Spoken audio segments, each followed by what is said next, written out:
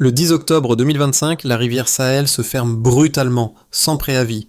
Le pays encaisse deux chiffres opposés, jusqu'à 30% d'approvisionnement en moins, tandis qu'un prêt de 400 millions de dollars est suspendu, avec des menaces de sanctions et d'isolement qui montent. Que signifie ce choix pour la vie quotidienne, la stabilité économique et la position régionale, quand Ibrahim Traoré assume une décision au coût immédiat visible?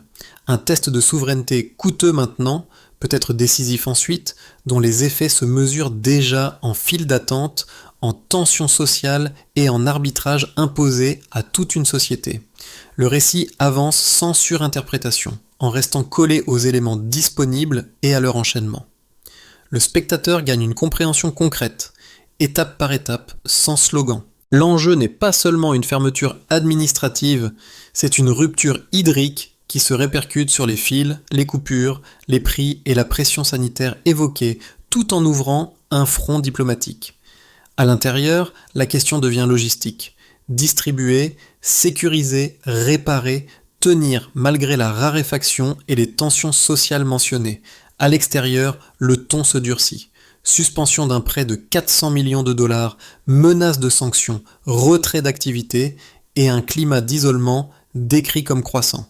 Au centre, Ibrahim Traoré apparaît comme le point de friction entre symbole et gestion quotidienne, un geste de souveraineté qui exige chaque jour des arbitrages concrets. Et si le coût immédiat n'était pas l'histoire principale, mais le prix d'un levier régional encore incertain. 2 mois après la fermeture, un fait domine déjà les bilans. Dans certaines zones, l'approvisionnement en eau chute jusqu'à 30%, tandis qu'un prêt de 400 millions de dollars est suspendu. Ces deux chiffres ne décrivent pas un choc isolé, mais un basculement simultané entre pénurie matérielle et pression financière, qui structure toute la séquence ouverte le 10 octobre 2025. Avant cette date, l'eau circulait sous une gestion décrite comme durable et externalisée. Après, la fermeture de la rivière Sahel déclenche une crise en cascade. Les premiers signaux remontent rapidement. Pénurie signalée à Ouagadougou, fil au point de distribution, coupure évoquée et une inquiétude sanitaire qui s'installe quand l'eau manque, là où elle soutient tout le reste. La rupture n'est pas abstraite. Elle s'inscrit dans des gestes quotidiens qui changent, stocker, rationner, attendre. Dans le même temps, l'appareil administratif et technique entre en alerte. Des audits d'infrastructures hydrauliques sont mentionnés, ainsi que la sécurisation des stations de contrôle, des vannes et des barrages. Des équipes d'ingénieurs escortées par l'armée sont déployées pour maintenir un minimum de continuité. L'objectif affiché est une gestion autonome, sans intervention étrangère, mais l'exécution se heurte à une réalité simple. L'autonomie politique ne remplit pas immédiatement les réservoirs. À l'extérieur, la réaction est rapide et dure. Les déclarations de mécontentement se multiplient. Le Fonds monétaire international suspend un financement de 400 millions de dollars et le récit évoque des menaces de sanctions et un retrait d'activité par des entreprises étrangères. Le symbole d'une ressource vitale soustraite à des intérêts extérieurs pèse autant que ses effets techniques. Dans cette configuration, Ibrahim Traoré apparaît comme le point d'équilibre d'une tension centrale. La décision concentre le pouvoir, mais elle expose aussi chaque fragilité du système. La question qui s'ouvre alors est simple et lourde. Combien de temps une société peut-elle tenir sur l'improvisation avant que l'adaptation ne devienne une organisation durable? À Ouagadougou, le premier repère n'est pas un discours, mais une routine brisée. Les matinées commencent par des sauts alignés, des déplacements répétés vers un point de distribution, puis une attente qui s'allonge. Les pénuries d'eau signalées transforment l'espace urbain en lieu de calcul permanent. Qui passe d'abord? Combien emporter? Et comment préserver l'essentiel quand l'hygiène et la santé deviennent fragiles? Ici, l'impact se mesure moins en déclaration qu'en gestes répétés, imposés par la rareté. Dans une zone rurale dépendante de l'irrigation, le récit change de rythme et de visage. Un petit collectif improvise. Des comités citoyens se forment pour répartir l'eau de manière jugée plus équitable. L'irrigation manuelle revient, des systèmes communautaires apparaissent et des solutions alternatives comme les pompes solaires ou la collecte d'eau de pluie sont signalées comme en progression. Les récoltes sont partiellement maintenues dans certaines zones, mais au prix d'efforts accrus et d'une productivité décrite comme affaiblie ailleurs. Entre ces deux scènes circule une autre figure. L'ingénieur et son équipe technique, escortés par l'armée, chargés de sécuriser stations de contrôle, vannes et barrages. Ce détail installe une réalité politique concrète. La souveraineté ne se joue pas seulement dans l'annonce, mais dans la capacité à faire fonctionner, surveiller et réparer sous contrainte. Ibrahim Traoré apparaît alors moins comme un symbole abstrait que comme un point de jonction entre ambition politique et logistique quotidienne. Ce que révèlent ces trajectoires précoces est clair. La souveraineté se paie en organisation. L'activation commence au petit matin du 10 octobre 2025. La décision est appliquée sans préavis. Les canaux se figent, les flux se raréfient et les premiers signaux remontent presque immédiatement. Des pénuries d'eau sont signalées, des coupures se multiplient et la vie quotidienne bascule en mode contrainte. Dans les villes, les fils s'allongent, les tensions sociales montent. La dimension sanitaire est évoquée comme fragile parce que l'eau manque là où elle soutient tous les autres usages. Le choc médiatique suit dans la même journée. La fermeture des églises sans structure est décrite comme brutale et l'information circule rapidement à l'international. Les réactions extérieures se durcissent. Le geste est présenté comme une provocation ou une menace pour la stabilité régionale selon les sources citées. Le symbole pèse lourd. Une ressource vitale, longtemps administrée par des entreprises étrangères, est soudainement soustraite à leur contrôle. Le récit insiste sur ce point, car il explique pourquoi la réaction dépasse largement le cadre technique. La riposte économique arrive ensuite, en chaîne. Le Fonds monétaire international suspend un prêt de 400 millions de dollars. Des entreprises étrangères interrompent des activités et des pertes économiques sont évoquées à grande échelle. Les chaînes d'approvisionnement se grippent. Les prix de certains produits de base, comme le riz et l'huile, augmentent fortement dans le récit. Cette séquence transforme une décision hydraulique en choc économique visible dans les budgets des ménages et dans la trésorerie des entreprises. Face à cette pression, le pouvoir tente de reprendre la main par l'infrastructure. Des équipes d'ingénieurs, accompagnées par l'armée, sont déployés pour sécuriser stations de contrôle, vannes et barrages le long de la rivière. Un audit complet des installations hydrauliques est mentionné, comme une tentative de cartographier la crise avant de la corriger. L'objectif affiché est une gestion autonome, sans intervention étrangère, mais l'exécution reste freinée par la pénurie elle-même. Dans les semaines qui suivent, une autre dynamique s'installe sur le terrain. Des activités sont suspendues, des ajustements improvisés apparaissent, et des groupes communautaires s'organisent. Dans certaines zones rurales, des systèmes d'irrigation communautaire émergent, parfois manuels, parfois appuyés par des solutions alternatives. La période est décrite comme une adaptation sous contrainte, où chaque jour apporte son lot de corrections sans résolution nette. Ibrahim Traoré est présenté comme maintenant sa ligne, tout au long de cette séquence. Il assume l'idée de sacrifice immédiat pour un bénéfice politique et symbolique différé. La chronologie ne se ferme pas sur un apaisement, mais sur une tension durable. Chaque jour de pénurie exige une nouvelle mesure, tandis que chaque réaction extérieure redéfinit les marges de manœuvre. Pour comprendre l'ampleur du choc, il faut partir d'un contraste simple. Avant la fermeture, l'approvisionnement en eau était continu et relativement stable sous une gestion externalisée. Après le 10 octobre 2025, la source indique une baisse pouvant atteindre jusqu'à 30% dans certaines zones. Ce delta ne décrit pas seulement un volume manquant, il impose une contrainte quotidienne sur la distribution, l'hygiène et l'activité économique en forçant des arbitrages constants. Un autre chiffre sert de repère, cette fois, du côté de le financement extérieur. Le Fonds monétaire international suspend un prêt de 400 millions de dollars. Cette décision ne se traduit pas immédiatement par une pénurie de liquidités visible, mais elle resserre l'espace budgétaire de l'État. Plus simplement, moins de financement signifie moins de capacité à amortir le choc, à subventionner ou à réparer rapidement. Un dernier repère chiffré, plus global, agrège les effets économiques. Le récit évoque des pertes directes pouvant aller jusqu'à 1,5 milliard de dollars liés aux arrêts d'activité, au retrait d'entreprises étrangères et au gel d'investissement. Ce chiffre ne correspond pas à une facture unique. Il additionne des manques à gagner, des emplois fragilisés et une production industrielle décrite comme en chute sur plusieurs mois. Mis bout à bout, ces éléments dessinent une trajectoire macroéconomique tendue. La source mentionne qu'un isolement prolongé pourrait entraîner une contraction du PIB d'environ 2,5% à court terme. Pour l'État, cela signifie moins de recettes alors que les besoins augmentent. Pour les ménages et les entreprises, cela se traduit par une pression sur les prix, l'emploi et la continuité des services. Dans cette lecture, Ibrahim Traoré apparaît comme assumant un arbitrage chiffrable, accepter une perte mesurable aujourd'hui pour tenter de transformer demain la structure du contrôle et de la dépendance. Les nombres n'expliquent pas tout, mais ils fixent une échelle qui empêche de réduire la crise à un symbole. Le débat décrit par la source peut se défendre honnêtement dans les deux sens, à condition de ne pas minimiser les coûts ni de simplifier les intentions. Un premier argument, avancé par les partisans de la décision, présente la fermeture comme un acte de souveraineté nécessaire.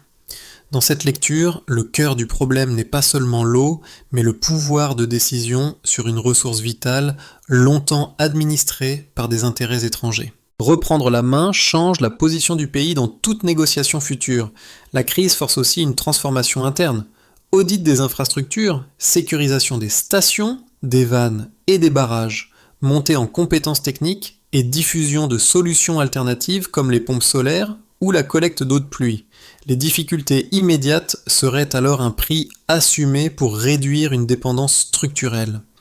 Un second argument, formulé par les critiques, insiste sur le risque élevé de la rupture. Les éléments cités vont dans ce sens. Baisse d'approvisionnement pouvant atteindre 30% dans certaines zones, pénurie signalée en ville, tensions sociales, hausse des prix des produits de base, menace de sanctions et suspension d'un prêt de 400 millions de dollars. Selon cette lecture, la souveraineté ne remplace pas instantanément les compétences, les pièces, l'énergie, ni les chaînes logistiques. Le départ d'entreprises et l'isolement peuvent accélérer chômage, contraction industrielle et vulnérabilité sanitaire, précisément là où l'eau manque le plus. La réponse la plus solide, si l'on reste strictement dans la matière fournie, tient à une condition centrale.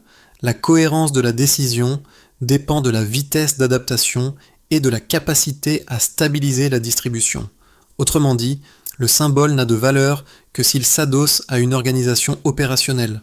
C'est aussi là que la dimension régionale évoquée avec le Mali et le Niger devient déterminante, comme relais possible face aux pressions extérieures. Dans ce cadre, Ibrahim Traoré apparaît moins comme l'arbitre d'un choix binaire que comme le garant d'une cohérence dans la durée. La question n'est donc pas pour ou contre, mais à quelles conditions cela tient. Si l'adaptation est plus lente que la pénurie, ça, le pari se retourne. Si elle la devance, la rupture peut changer de nature.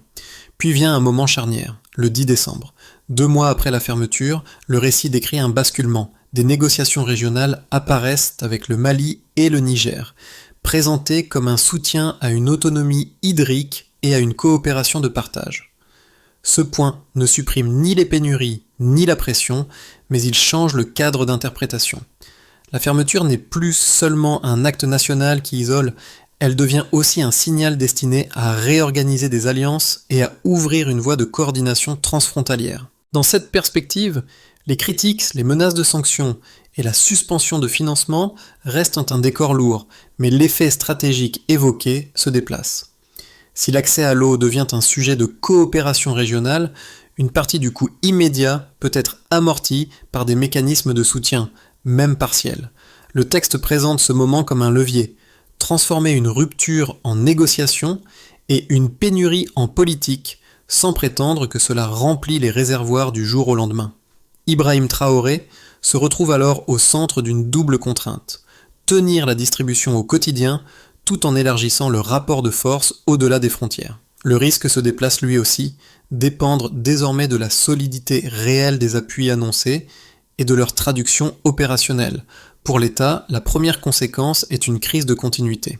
Il faut gérer l'urgence urbaine, contenir les tensions sociales et préserver les services essentiels, alors que la baisse d'approvisionnement peut atteindre jusqu'à 30% dans certaines zones, selon le récit source. La chaîne administrative se dédouble. D'un côté, la distribution et la santé publique sous pression, De l'autre, la reprise en main technique avec audit et les sécurisations des stations de contrôle, des vannes et des barrages. À cette charge s'ajoute une contrainte financière, car le FMI suspend un prêt de 400 millions de dollars, ce qui rétrécit la marge de manœuvre au moment même où les besoins augmentent. Pour les entreprises, la conséquence est un choc d'environnement. Le texte évoque la suspension d'activité par des entreprises étrangères avec des pertes estimées à grande échelle dans le récit. Les arrêts et le gel d'investissement sont agrégés dans une estimation allant jusqu'à 1,5 milliard de dollars, ce qui suggère une contraction brutale des flux, des achats et de l'emploi associé. Pour le secteur privé local, l'effet se lit en coûts cumulés, eau plus rare, énergie instable et logistique perturbée, donc production moins régulière et trésorerie plus fragile. Même si l'objectif affiché est une substitution par des opérateurs nationaux, la transition exige équipements et compétences que la crise rend plus difficile à mobiliser. Pour les ménages, l'effet est immédiat et physique. Dans les villes, les pénuries signalées se traduisent en temps fil, en rationnement et en fatigue, avec une pression sanitaire décrite comme croissante lorsque l'eau manque là où elle est la plus indispensable. Le récit mentionne une hausse des prix de certains produits de base, ce qui force les familles à prioriser, parfois au détriment d'autres dépenses essentielles. La même décision produit alors deux vécus simultanés, une fierté politique pour une partie de la population et une vulnérabilité quotidienne pour d'autres, exposés aux coupures et à l'incertitude. Dans ces tensions, Ibrahim Traoré apparaît comme celui qui doit faire coïncider promesses de souveraineté et continuité de la vie ordinaire. Pour l'équilibre régional, la conséquence est une recomposition prudente. Le récit décrit, au 10 décembre 2025, des négociations avec le Mali et le Niger, présentées comme un appui à une autonomie hydrique et à une coopération de partage. Cette ouverture peut amortir l'isolement, mais elle crée aussi une dépendance nouvelle. La solidité réelle de ces partenariats et leur capacité à produire des mécanismes opérationnels. Si la coordination transfrontalière se matérialise, la fermeture cesse d'être un simple verrou national et devient un test d'architecture régionale. Dans le cas contraire, la pression internationale et le retrait d'acteurs économiques pèsent davantage sur la durée, avec un risque de spirale. À l'horizon des 6 à 12 mois, 3 trajectoires ressortent de la matière fournie, sans attribuer de probabilité et sans ajouter d'éléments externes. Chaque scénario dépend moins d'un slogan que d'un enchaînement de conditions. Stabilité de la distribution, capacité d'adaptation technique et solidité des relais régionaux évoqués. Première possibilité, la stabilisation se fait sous tension. Les pénuries persistent par à-coups, mais les mécanismes d'adaptation décrits gagnent en efficacité. Les audits et la sécurisation des stations de contrôle, des vannes et des barrages produisent une gestion plus lisible, même si l'approvisionnement reste inférieur dans certaines zones, jusqu'à 30% selon le récit. Les solutions alternatives mentionnées, comme les pompes solaires et la collecte d'eau de pluie, continuent de se diffuser et les comités citoyens structurent davantage une distribution jugée plus équitable. Sur le plan extérieur, les pressions et la suspension de financement restent un facteur de rigidité, mais la coopération régionale avec le Mali et le Niger sert de tampon partiel à condition de se traduire en coordination réelle. Deuxième possibilité, plus favorable, la crise se transforme en architecture de coopération. La fermeture agit comme déclencheur d'un cadre régional plus robuste où le soutien des voisins ne se limite pas à un signal politique, mais devient un mécanisme de partage et d'organisation. La souveraineté s'exprime alors moins par l'isolement que par la capacité à définir des règles de gestion et à stabiliser des flux en réduisant la dépendance décrite à l'égard d'opérateurs étrangers. Dans cette trajectoire, l'effet majeur n'est pas la disparition des difficultés, mais leur conversion en méthode, distribution plus prévisible, adaptation technique plus rapide et apaisement relatif des tensions sociales parce que l'incertitude recule.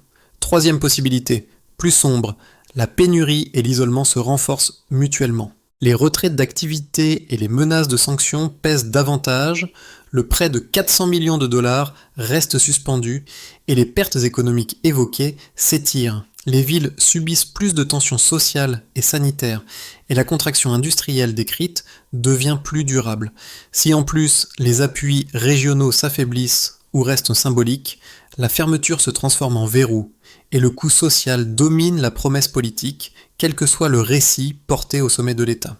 Une manière utile de raisonner consiste à se dire, si la distribution se stabilise et que les relais régionaux se matérialisent, alors la souveraineté revendiquée peut prendre une forme opérationnelle.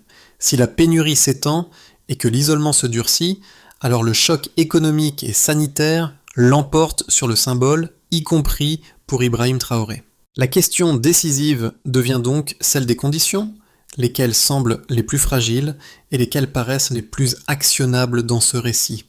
Ce récit ne concerne pas seulement des institutions ou des équilibres géopolitiques, il s'invite dans la vie de ceux qui le regardent. Quand l'approvisionnement en eau baisse fortement dans certaines zones, la pénurie cesse d'être un concept lointain. Elle devient une contrainte qui oblige chacun à réorganiser son temps, ses priorités et ses attentes. Dans une ville où des pénuries sont signalées, l'eau n'est plus un décor invisible. Elle structure la journée, impose des fils, transforme l'hygiène en calcul et la santé en vigilance constante. Pour un agriculteur, l'impact est encore plus direct. Le calendrier agricole se dérègle quand l'irrigation devient incertaine. Les solutions évoquées dans la source, irrigation manuelle, système communautaire, pompes solaires ou collecte d'eau de pluie, demandent un effort supplémentaire et un apprentissage rapide. La résilience n'est pas abstraite, elle se mesure en heures de travail ajoutées, en entraide sollicitée et en récolte partiellement sauvée. La productivité est décrite comme affaiblie dans certains passages, mais le maintien partiel des cultures montre aussi une capacité d'adaptation qui a un coût humain réel. Pour un petit entrepreneur, la contrainte prend la forme de l'incertitude. Eau, énergie, logistique et demande deviennent variables. Même si l'objectif affiché est une reprise en main nationale, la transition peut d'abord resserrer la trésorerie et fragiliser l'emploi. Les pertes économiques et la suspension de financement évoquées et effectivement évoquées ne sont pas des chiffres abstraits. Elles se traduisent en décisions quotidiennes, reporter un investissement, réduire une activité ou renoncer à embaucher. Deux gestes simples émergent de la matière fournie. Le premier est l'organisation locale, pour rendre la distribution plus équitable et plus prévisible. Le second est la demande de transparence, parce qu'une pénurie sans confiance devient rapidement un conflit. Pour le spectateur, l'idée praticable est là. Face à une crise de ressources, l'unité n'est pas un slogan, mais une méthode collective qui se construit dans la durée. La source décrit une sortie de crise qui ne tient pas en une annonce, mais en une série de gestes concrets ordonnés dans le temps. D'abord, immédiatement, sécuriser l'existant. Il s'agit de protéger les infrastructures critiques, stations de contrôle, vannes et barrages, et d'assurer leur fonctionnement minimal sous contrainte. Des équipes d'ingénieurs, accompagnées par l'armée, sont mentionnées comme déjà mobilisées. Pour suivre les faits réels, on peut regarder continuité de service, baisse des coupures répétées et réduction des points de rupture. Ensuite, dans les semaines suivantes, auditer et prioriser. Un audit complet des infrastructures hydrauliques est cité pour mesurer l'impact réel de la fermeture et hiérarchiser les réparations. Ici, l'enjeu n'est pas la perfection, mais la lisibilité. On peut suivre cela par la cartographie des risques, les délais de remise en service et l'avancement des travaux sur les segments les plus fragiles. Puis, dans les mois qui suivent, déployer des alternatives. Le texte mentionne la diffusion de pompes solaires, la collecte d'eau de pluie et des systèmes communautaires d'irrigation. L'objectif est d'augmenter la capacité locale sans dépendre d'opérateurs étrangers. On peut le mesurer par le taux d'adoption, la couverture des zones rurales et l'atténuation observable des pénuries signalées. En parallèle, il faut aussi penser à l'amortissement économique. La source évoque des dispositifs d'urgence et des soutiens ciblés pour producteurs agricoles et petites entreprises afin de limiter l'effet de choc. On peut l'observer par le maintien des activités, la production minimale et l'accès aux biens essentiels. Enfin, sur un horizon de 6 à 12 mois, l'enjeu est de verrouiller la coopération régionale. Les négociations avec le Mali et le Niger sont présentées comme un levier de partage et de coordination. Leur efficacité se mesure par des accords opérationnels et la régularité des échanges. Ibrahim Traoré apparaît comme le garant politique de cette cohérence, à condition que la transparence et la formation d'expertise locale accompagnent chaque étape. On revient à l'image la plus simple, celle qui traverse tout le récit sans bruit. Des sauts alignés, une file qui avance lentement et des gestes répétés jusqu'à devenir une routine. Au début, ce détail semblait n'être qu'un sans n'être qu'un symptôme parmi d'autres. À présent, il fonctionne comme un rappel constant. Une société apprend à compter autrement, non plus seulement en argent, mais en litres, en heures et en confiance partagée. La source insiste sur une fierté collective qui émerge malgré les coupures, la hausse des prix et la dureté du quotidien. Elle raconte des comités citoyens, des systèmes d'irrigation improvisés, des pompes solaires installées et des solutions qui circulent de quartier en quartier. Rien de tout cela n'efface la pression internationale, ni la suspension de financement, ni les pertes économiques évoquées. Mais ces gestes construisent une continuité, celle de tenir quand l'environnement extérieur exige un recul immédiat. Ibrahim Traoré apparaît alors moins comme une figure figée que comme un point de tension vivant. Il doit maintenir une ligne politique tout en rendant la logistique possible, jour après jour. La souveraineté ne se résume plus à un geste spectaculaire, elle devient une discipline collective, exigeante et imparfaite. La phrase qui reste, courte et ferme, est celle-ci. La souveraineté demande une gestion, pas seulement un geste. À ce stade, la fermeture de la rivière Sahel n'est plus seulement un épisode politique. Elle devient un symbole social, parce qu'elle oblige à relier trois niveaux qui se heurtent, qu'aimentent rarement aussi frontalement: la dignité nationale, la vie quotidienne et la coopération régionale. Le récit montre qu'aucun de ces niveaux ne suffit seul. La fierté collective ne remplit pas un réservoir, mais sans fierté, l'effort commun se fragmente.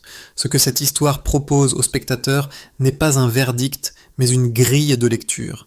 Elle invite à observer ce qui fait réellement basculer une crise de ressources: la capacité technique à stabiliser la distribution, la solidité des alliances régionales ou le poids des pressions économiques extérieures.